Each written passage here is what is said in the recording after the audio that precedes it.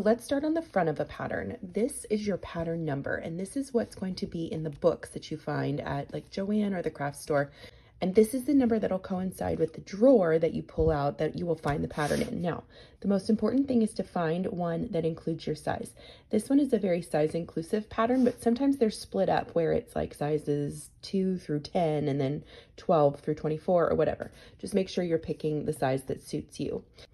These letters right here are going to be the view that you are going to be making. So you pick the one that speaks to your soul, and that's the one that you're going to make. So you will follow that letter on the back here for everything that you need to buy and do for this pattern.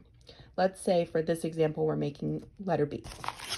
First thing listed at the top are your fabric recommendations for that project, and this is important to follow. So if you're not familiar with a lot of different types of fabric, this is a good time to go find an employee and just ask them to point you in the direction of where these are so that you can feel the fabrics and feel which one feels good to you. Your notions are everything that you will need besides fabric that will go on the garments. Let's say we're still doing letter B, so I'll need 1 yard of 3/8 inch wide elastic.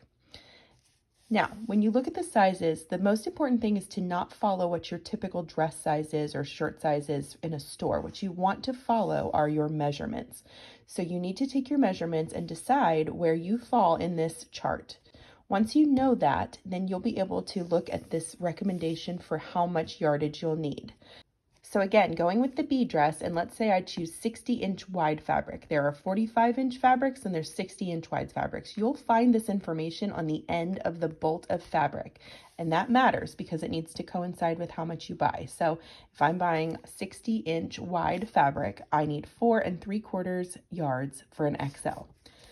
Also pay attention if there's anything about interfacing underneath your fabric recommendations. The reason they put this here is because you will find interfacing in the fabric section. So I think they're trying to make it easier for you as you're like checking off where you are in the store. So the back of the pattern really contains all the information that you need to know to make the project. You just need to kind of learn how to navigate it. So hopefully this is helpful. Like and follow for more sewing tips and let me know your questions in the comments.